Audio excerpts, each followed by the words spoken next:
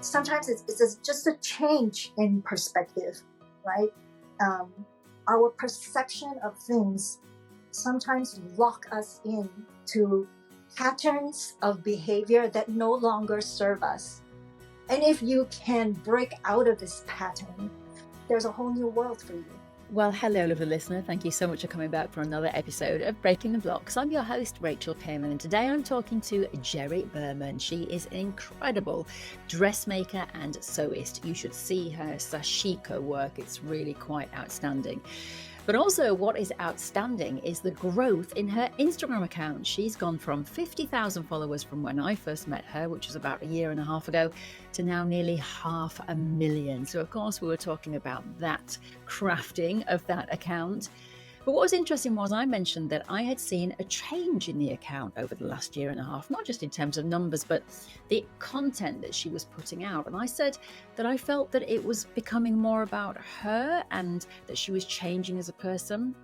Well, this, of course, led into her story of how she has changed over the last year and really begun to understand herself more. And this included recovering from a very traumatic childhood, which of course we discussed in the podcast. So lovely, Geri and Stitches. How are you, my dear? It's been some time since we spoke, apart from the last 5 minutes, of course, but we worked together. When was it now? Is it a year ago? It's probably been a year, I think. Yes, because I remember we were making a dress and that meant lots of reels. And I remember doing crazy things in the street to try and keep up with your incredible social media. But it's lovely to see you. And I have to say, Geri, congratulations on having nearly 500,000 followers I'm not on Instagram. I know for sure that a year and a half ago, I had 50,000. Since we're talking about crafting, I was starting to craft my social media content, right? Especially just for Instagram. I think that's when the growth started to happen. I was very consistent with the reels. I sort of accidentally became a content creator, what do you call it, an influencer. And it came from this excitement of just wanting to share my crafting process. Yeah, it's been a surprise. I remember saying to you, how do you do those transitions so well? And you were sort of teaching me things which I'd never heard of, but you do it so well. And I have to say, it's been really interesting to watch your growth and your development, which is what we're going to talk about over the last year, because your social media has changed quite a lot, I think. I mean, in the beginning, you were doing lots of spinny transitions, which was very much the trend. You sort of changed it. I've noticed there's a lot more instructional videos on there now, but you've got a great color palette as well. And do you have a graphics background? Do you have anything that would help you with that? Where does it come from? I mean, a lot of it comes from instinct when you talk about graphics and how things look. And I just have an affinity to color. I think the vibrancy helps me that way. I also think color is more appealing than neutrals and black and white. In terms of making videos, I guess it comes from a theater background.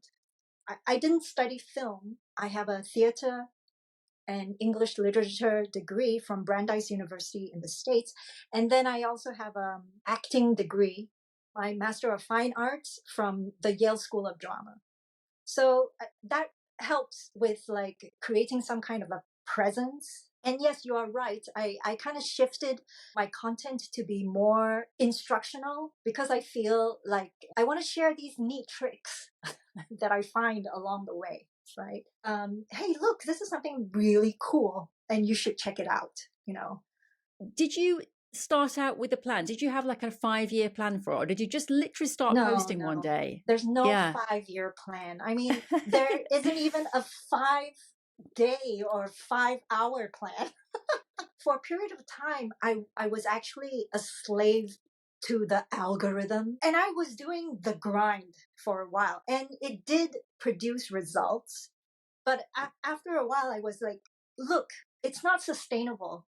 Now I go by feel, really. I mean, I'm trying to take back my space you more are coming through now on your videos, that the real Geri, as I say, the talent, the fantastic sewist, the instructional person. Because when you did my class for me, people loved what you did as a teacher, as an artist. So I think that's great that that's coming through. Was there anything else that triggered you to find you? Because that was a really nice statement you made there, that you wanted to bring it back to you. So was there anything else apart from not being able to sustain the algorithm?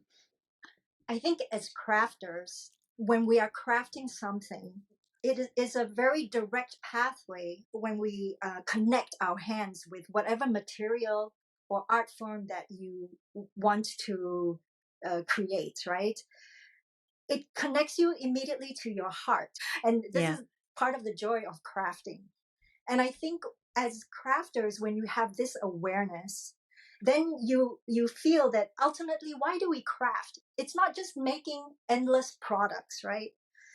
Ultimately, we craft because it teaches us how to craft our lives.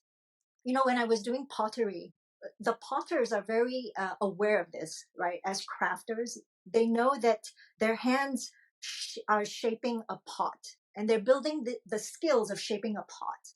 But the more you do it, the more pots you make. Ultimately, the pots will shape you. It's like you see a pot that you've made and you see a mirror of yourself. All the lines, the curves, you start to understand who you are from your craft. So this is a journey that I think all crafters, if you embrace this awareness, it can really teach you how to live. And I think it's a unique privilege that crafters have in their hands. There's a lot of joy in my content, but I am no longer afraid of the less joyful place that I can go to. Also, I will do it with the flow that I feel for whatever's happening in my life right now. And I was going to say, and look what's happened, Geri. You've been true to yourself. You're revealing the real self. You're not chasing it, and so it's just coming. It's like, somebody once said to me, this is completely unrelated to craft. They were relating it to love. If you love someone, imagine it's some sand and you have it in your hand. Mm-hmm. If you just have your hand nice and relaxed, the sand will sit there. But if you try and grasp onto that sand, it will just go through your fingers. Mm-hmm. And I loved that. The more tighter you hold on to something, the more it's just going to go away from you. It's like they say, if you love someone, set them free. So I think it's the same with you, that you stop chasing that huge, amount of people. And yet, guess what? They've all come to you anyway. If you just keep focusing on yourself, then people will follow you. So let's talk about that growth then, and the real you that's coming through. You said something a little while ago about not always being joyful and showing that somehow on Instagram. So what does that mean for you? I'm sort of like mellowing out, I guess. I also want to encourage people to keep crafting, even if they fear failure. Like fear is a block, right? If you're talking about block as an obstacle. It can be a driving force, but it can also be a block. How do we deal with this? For me, I'm thinking, look, it's just fabric, and maybe hours of your time and efforts. But when you put it in perspective, it's just fabric, right? And even if you fail, you are always learning something from it, right? Yes. Which is like life. Yeah, because you definitely learn more from failure than from success. I get a lot of comments on my social media. It's like, oh, I'm so afraid to start sewing. I have this sewing machine and it's sitting in my room for 1 year, and I want to be able to reach out to people who feel this way, of taking that first step, to take the first step. Sometimes it feels very overwhelming, right? When you want to start a project, you think, oh my God, I have to do this. And actually, no, in the next 5 minutes, you only need to do this. So if we break it down into chunks, then it's much easier. And every day I wake up, I am always practicing jumping into something new. And when you practice this, it's much easier to face this fear. I think fear is one of the biggest reasons that we actually fail, Mm-hmm. because we're frightened to death to do something. But I think also, I loved what you said there, that actually you learn through mistakes. So, Mm-hmm. what a great attitude to have of, well, I'm a little bit frightened, but I'm going to do it anyway. And if it does go wrong, I'm going to learn. So, where is the negative? There isn't a negative. When you're thinking about it, failure is actually crafting us all the time. The title of your podcast drew me to doing this podcast because when you said breaking the blocks, right? Yeah. So block for soloist can mean an obstacle. How do you break this obstacle, right? That's preventing you from doing whatever you want to do. And the other meaning for block is for somebody who sews, we are always working with patterns, with like a bodice block. That meaning of the word, see, has potential, right? Because the block is like the rules of the game. Because I'm not going to start with a bodice block that fits you, Rachel, right? And you're not going to work with a bodice block that fits me. And the set of rules is actually exciting, right? The block is a set of rules. And then breaking the block is about how you can move those lines in the block to create other fantastic things. And it's infinite ways of doing it, right? Sometimes breaking the block, breaking the obstacle, is changing the mindset from whatever you see as the obstacle. How can you change your perspective so that it becomes the block or the new rules of engagement, right? And so I think it's sort of like dividing the population into optimists or pessimists. Okay, the glass half filled I was or just about to say the glass half empty. yeah. And for years, Geri, for years, I was 100% the glass is half empty. In fact, the Mm-hmm. glass is just about empty. I was like that for so many years. It's only in the last sort of year or so that I've really changed my attitude, and I have noticed my life is changing in ways that I never thought it could. Right. In people that I'm meeting and things that are happening. The change becomes seismic when you move the lens so that you take in the world from a wider perspective. A lot of the time, this is what we are as humans, I think, when learning how to live, like learning how to craft our lives. This is one of the essences of how to craft. Sometimes it's just a change in perspective. Our perception of things sometimes lock us in to patterns of behavior that no longer serve us. And if you can break out of this pattern, there's a whole new world for you. In our craft, we see this every day when we're trying to make a quilt or make a dress. Mistakes always happen. I have to take out the seam ripper and rip this. The task feels much easier when you're not locked into it's an obstacle. How are you gonna get through the hours of seam ripping? You're gonna make yourself miserable, or you're gonna make yourself sort of enjoy it, and that makes the difference. And I think that shows through in whatever you create, because I think whatever we create, they kind of exude the mindset of the creator. You absolutely come through your work because, as you said, first of all, there's the color. So there's always flashes of color. There's always fantastic fabrics. And there's a lot of movement in your things that you create for yourself, like your trousers and your jackets and your blouses with all the kind of ruffles. And there's so much movement and so much fluidity. And that is absolutely what you've just been talking about. It's about getting into that fluid mindset, into that, that feeling. No, I love the word that you use, fluidity. We kind of have to be fluid, right? As we are crafting. The block might seem like, the word sounds like block. Yeah. And then you have to decide what kind of crafter you want to be. You want to be the block or the block, So, Yes, I like it. I like it. This is maybe a weird thing to say, but if you imagine a block, let's say it's, imagine it's a blancmange that you've got to fight your way through. If you just keep avoiding that blancmange, it's going to be like the blob from years ago. It's just going to follow you around, and you're always going to be faced with it, and you're going to be like, oh, it's there again. Oh, it's there again. And that's a horrible feeling. But if you were to try and make your way through that blancmange, yes, it's going to be sticky and it's going to be hard at times, and you're not going to be able to see where you're going, but at least you are moving. At yeah, least you're facing that challenge. At least you're trying. And that's what life is about. It's a very difficult process to go through, but you have to keep fighting because, as we have seen, when it's over, it's over.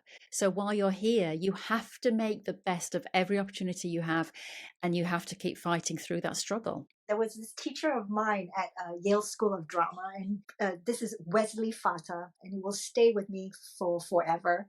Champions adjust. And it's so simple, but look, you can live with this motto: champions adjust.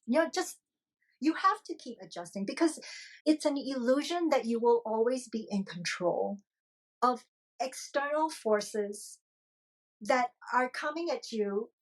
And sometimes you don't have control of this. It's challenging.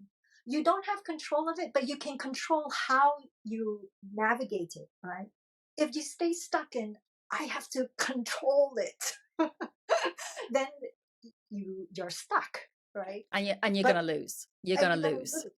lose. You have to find fluidity, flexibility, and you have to be in an adjusting mode all the time. You kind of just have to take it as it comes, because it's a rule of life. I love that. Champions adjust. That is brilliant. Yeah. Human beings adjust. We adjust all the time. I Mm-hmm. saw something today actually on the old Instagram. I follow a guy who talks about the Stoics. The little film was talking about all the challenges that Marcus Aurelius faced. He was going through wars, he was going through death, he was going through grief and loss, and people backstabbing him, and anger and betrayal. But he could have given up, but he didn't. He just got back on his horse and he rode through it, and he felt everything, and he changed his mindset. This stuff Mm-hmm. kept happening, but he changed his mindset. So how do we do it, Geri? Some people might be listening now and going, well, look at her. She's got 500,000 viewers. She's full of joy. She's a brilliant sewist. Of course, she's got everything and she's happy. You have been through a painful experience. You've lost a parent. So that's something that's very difficult to deal with. Another thing we should say is that you are living in Tel Aviv at the moment, and this is not a political broadcast or a political forum, but obviously living in a place where there are issues now, war issues, is very difficult. And we're not talking about which side of the fence anybody's on. You've lived there for many, many, many years, and you've moved Mm-hmm. there because you fell in love with someone and that's where they lived. So, but how has that affected you? Because grief and war, I mean, my goodness me, there's two huge factors in your Yeah, life right now. grief is a very sticky thing. When you're working through it, I think there shouldn't be shame when the grief gives you hints of joy and happiness also. I think some people get stuck in grief because they're unwilling to transform that into whatever it could be also. It hasn't been an easy year, because I lost my No. mom in June, and we got a Mm-hmm. diagnosis of her cancer last December, actually. Yeah.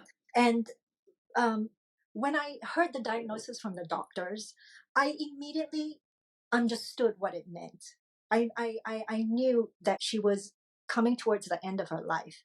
And I think I started grieving last December. I have a very complicated relationship with my mom. But for example, my struggle with my mom was that she, almost for the whole time since December till June, when she passed away, was that she was in a lot of denial, like pushing it away, right? And of course, it's easier for me to come to a place of acceptance because it wasn't happening to me. But I think she made it very difficult for herself during this period of time. And for me, it was a lesson in letting go, right? Not just releasing her, but releasing her to her choices. Because whatever she was doing may not be what I would do, if I came to the end of my life. I mean, hypothetically speaking, I wouldn't even know because it hasn't happened to me yet. But I had to be okay.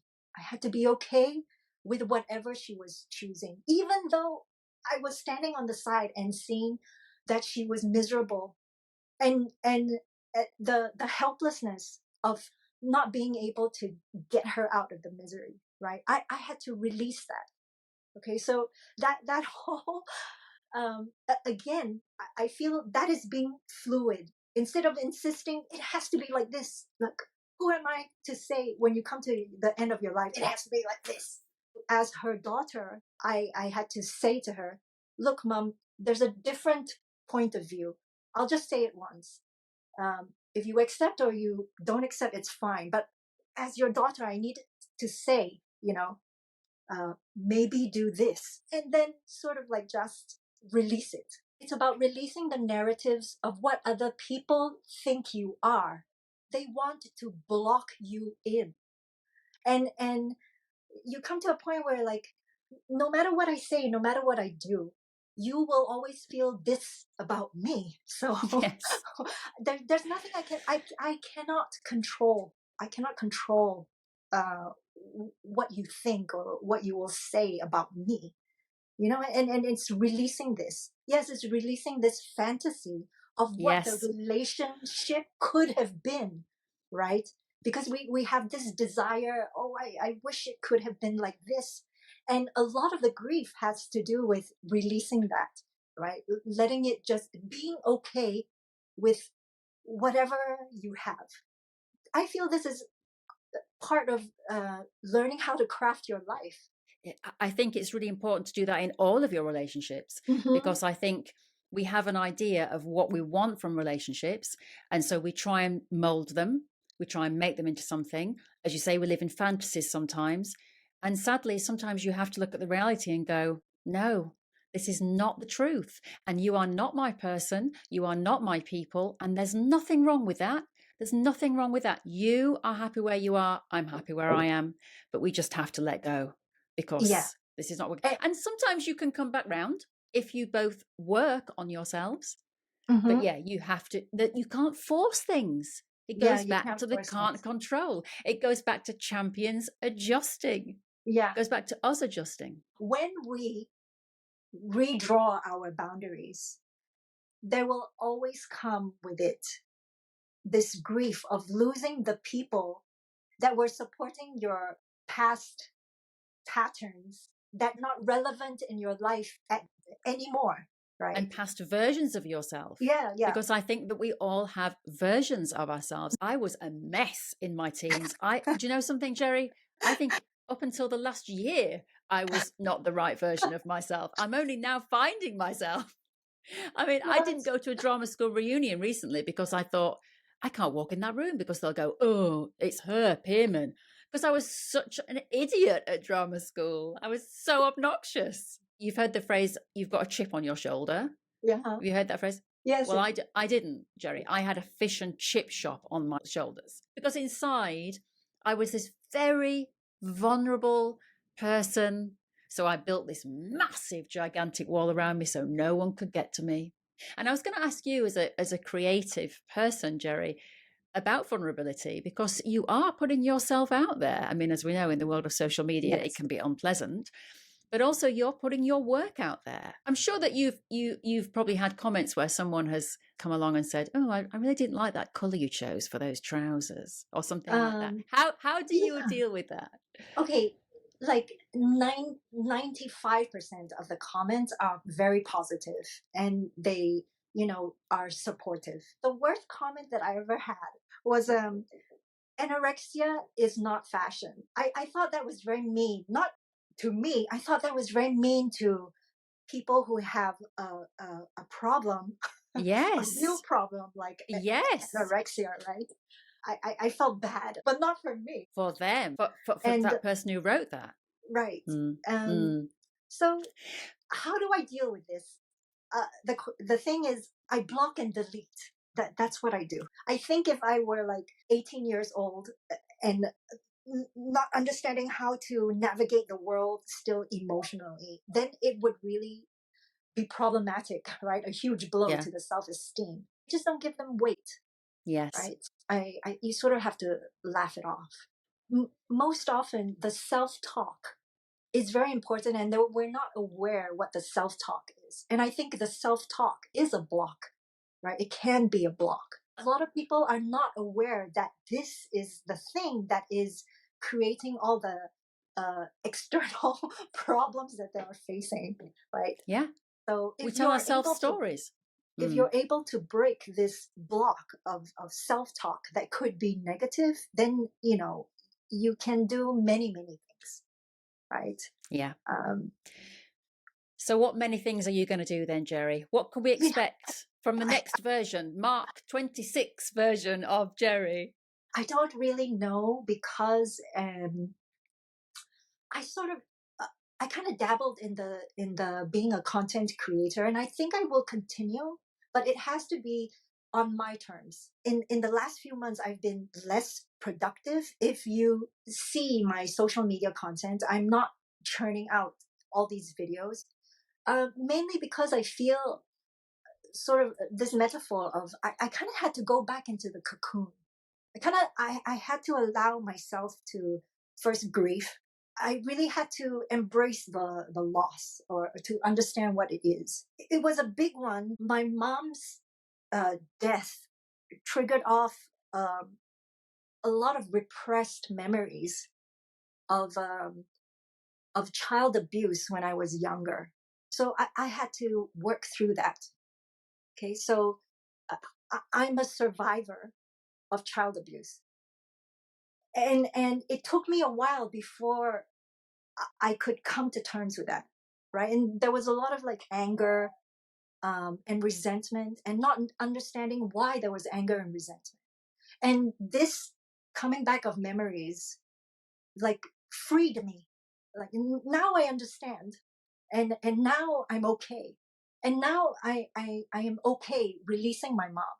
My perspective of it is no longer locked in anger and resentment. Don't want you to think that my mom is a horrible person. She was not a horrible person. I think she was doing the best that she could. Yeah. And she brought in a toxic boyfriend, and he was the cause of the child abuse.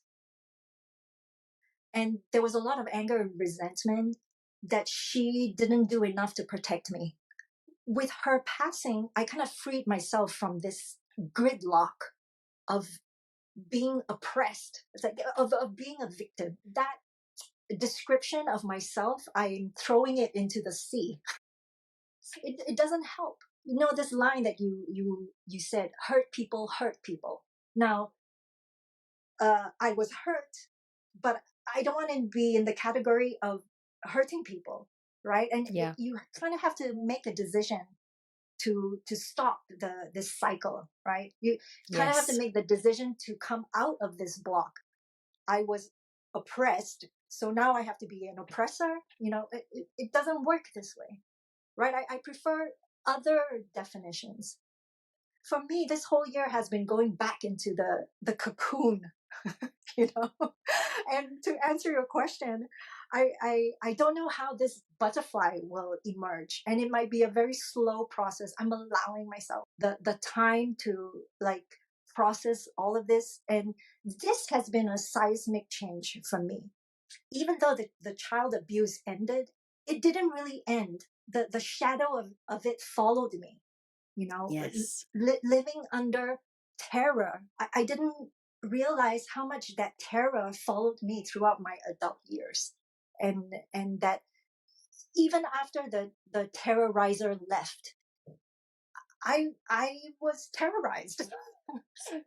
That is just being stuck in a pattern that I was used to, right? Yeah. We've been talking a lot about me being a content creator, and I sort of dabbled in that, and I have a taste of it.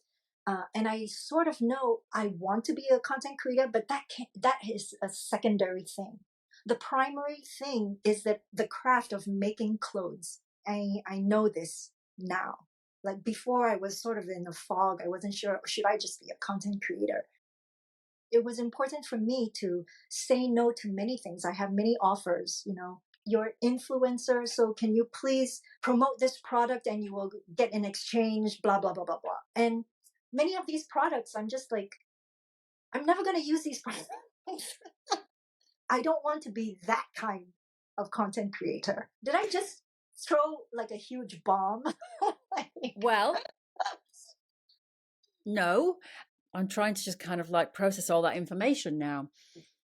Once again, you're just like me, just kind of putting it all out there. I mean, it's very honest of you. Certainly fear, confusion, as I said, building a huge wall around myself so no one could ever hurt me again has followed me around. But then realizing I just was then lonely. In order to move forward, it's that blancmange. You cannot run away from that stuff because it will come back and find you, and it will find you stronger. And I do believe the universe is teaching us. I think it sends us people and experiences to help us to learn. And if we don't learn, those experiences, will get worse and worse until the universe goes, right, we're ready for the big one, boys, now. Come on, send it in. This is going to break her down. You have to go through those learning experiences. You have to feel everything, don't you? Yeah. And work through those things in order to heal. And as you say, not become a hurt person who hurts people. Did you do the work every day on yourself, Geri? Well, it's years of therapy, right? Yes. That worked.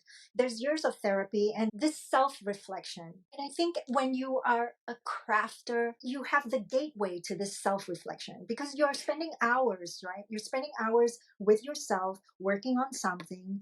It's a meditative process. And when you go into the meditative process, there's room to heal. You can see yourself in different shades and colors and angles, and you understand the potential for growth this way. That's why we craft. Ultimately, we're trying to craft how to live better as better human beings, right? I mean, it wasn't helpful for me when I was stuck in the victim mode. The victim mode is never helpful. Of course, there are moments where you are the victim and then you can't stay stuck there. You somehow need to survive it. And beyond surviving, you need to thrive also. Yes. Yeah. You have to thrive. Even when this abuse was happening to me, as a child, when I remember back, I never defined myself as a victim. I was always trying to move out of that situation, right? However I could, as an 8-year-old, 10-year-old, 11 and 12-year-old, I had strategies, right? One big strategy was stay in school longer. But, when I was at school, I wasn't moping and groping. I was already a little actress doing my thing. Did you feel, Geri? Because I went to drama school. I went to the Bristol Old Vic Theatre School. I was going to have an Oscar and 5 homes and, never going to have children because they were just going to slow me down. I was going to have my yacht.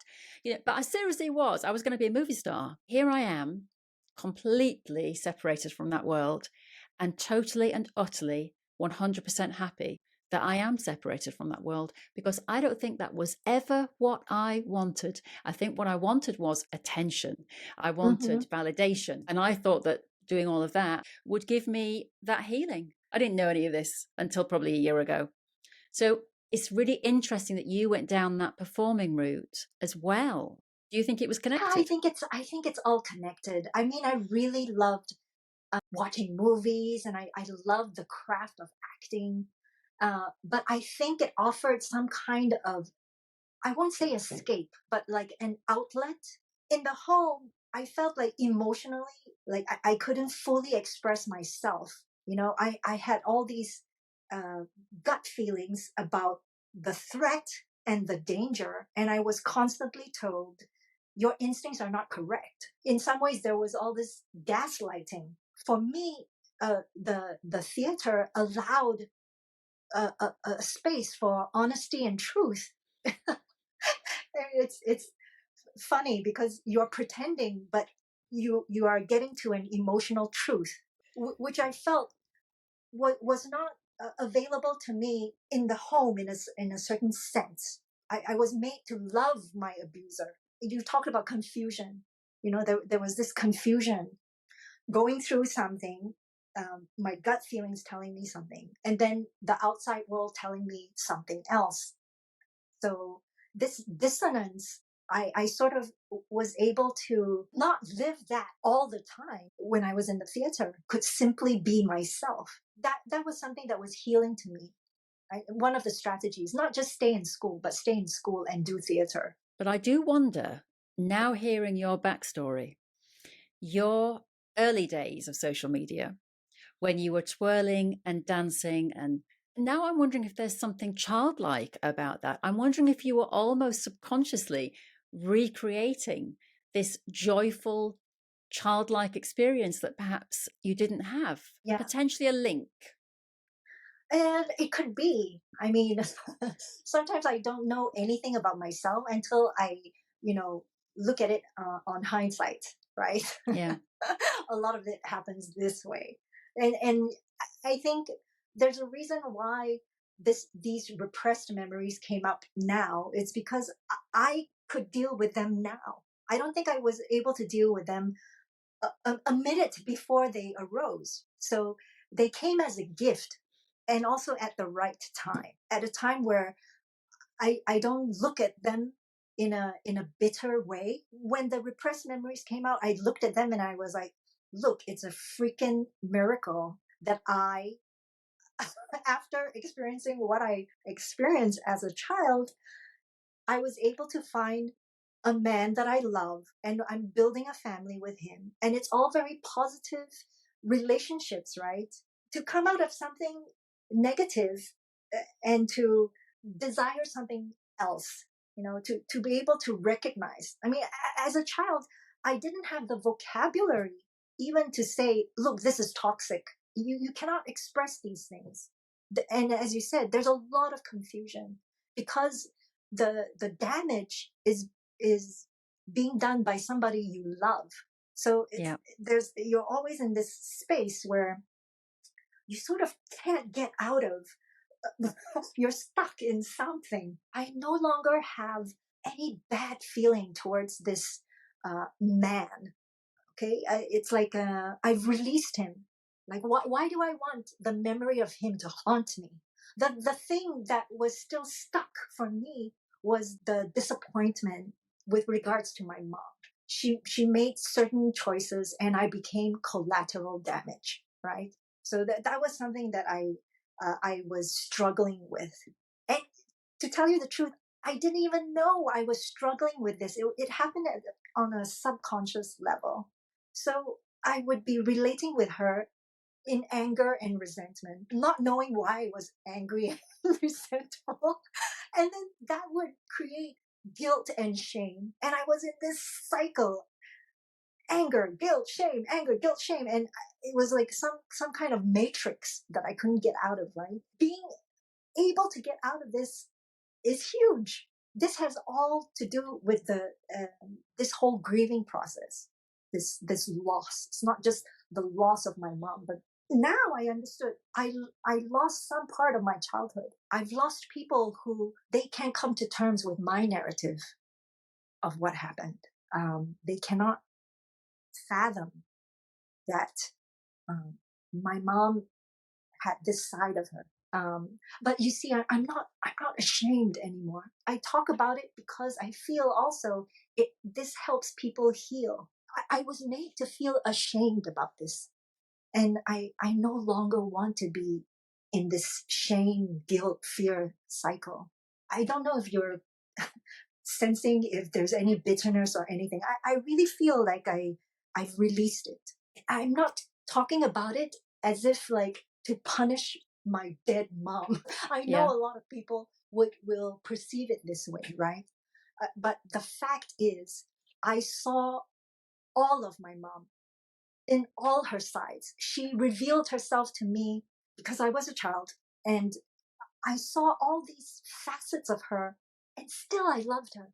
Not just the angelic side of her, and she has an angelic side. There was also a side of her that she didn't know what to do as a single mother, and some of her choices were not good ones, and she didn't know how to handle this. She was also looking for love, right? and found them in terrible places. I don't hate her. This was released. I see now, and I also understand now part of her denial of things when she was passing. Right, I understood now. It's like a whole year of breaking many uh, blocks as in obstacles, and breaking a mindset, a certain way of thinking or a certain way of being.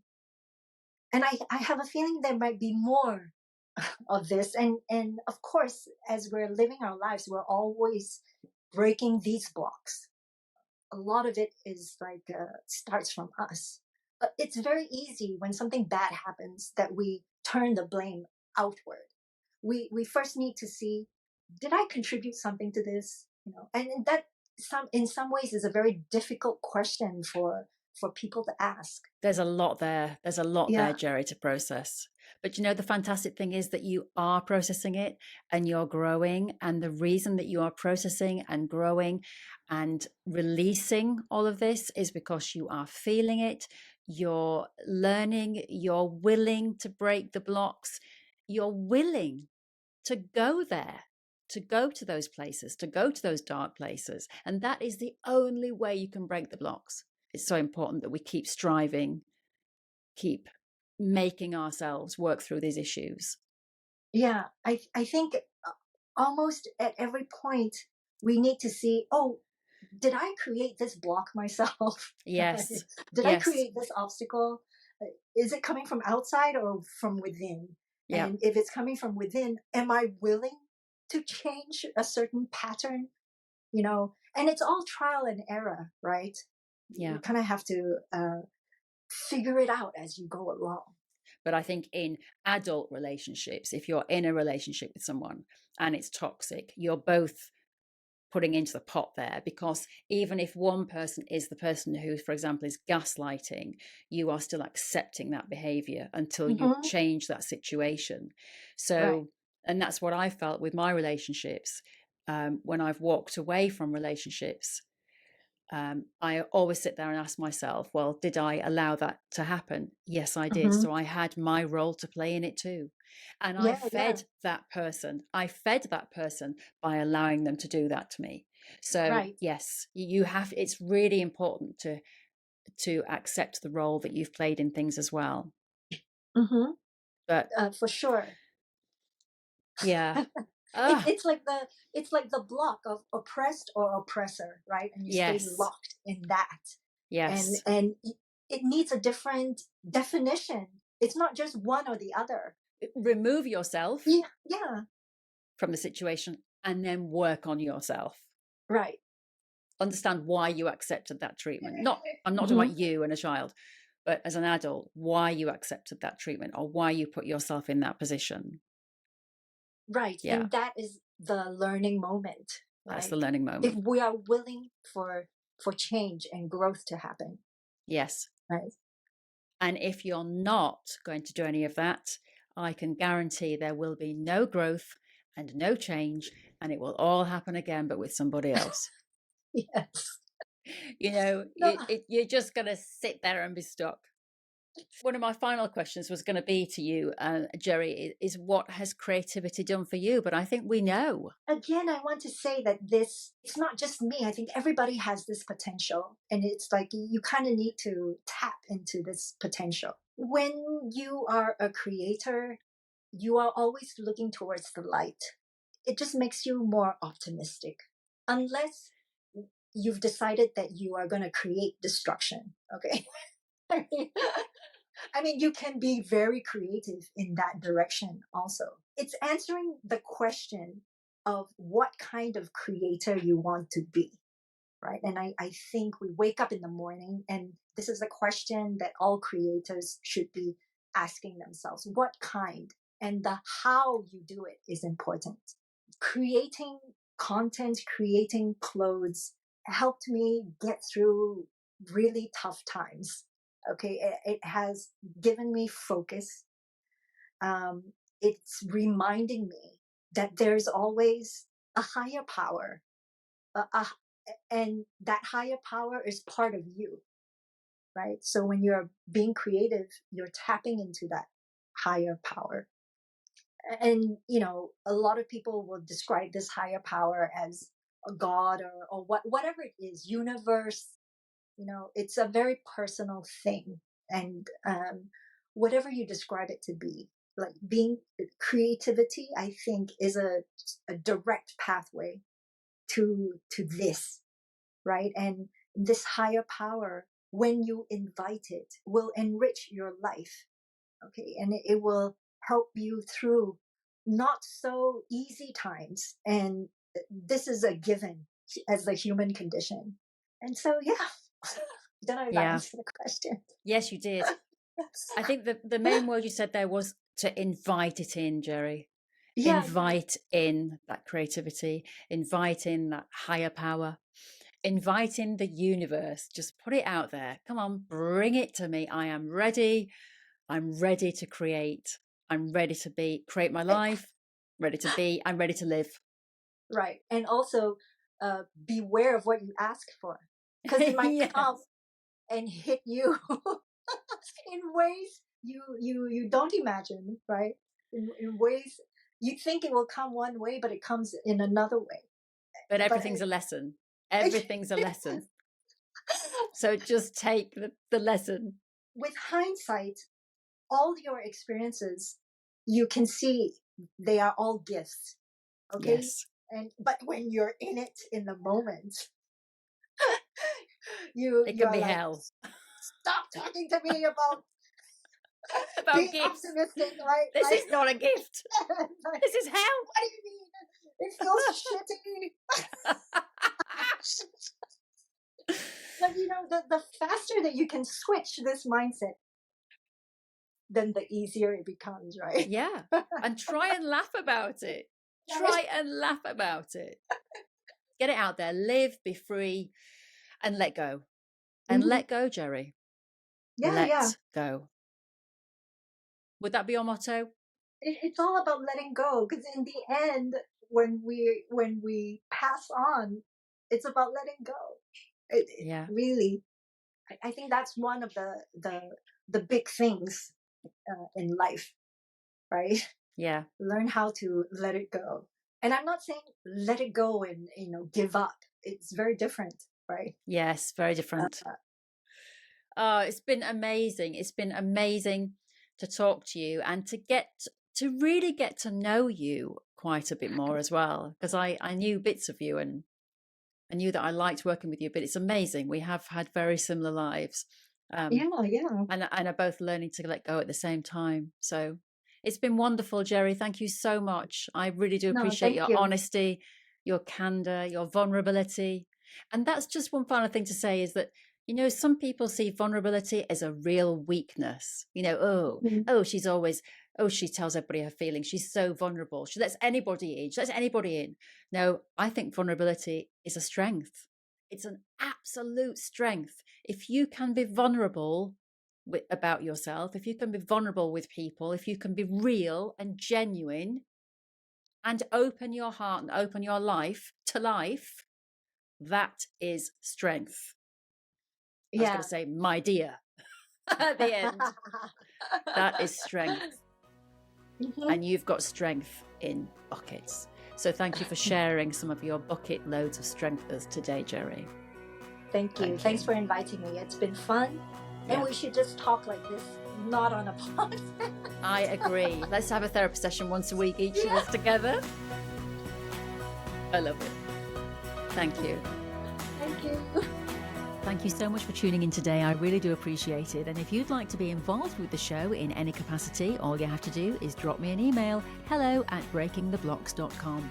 And of course, if you'd like to follow a creative pursuit, if you'd like to learn some of the skills that our guests are talking about, you can in our Zoom classes over on craftymonkeys.com. The details are on the screen right now, or of course, in the bio underneath.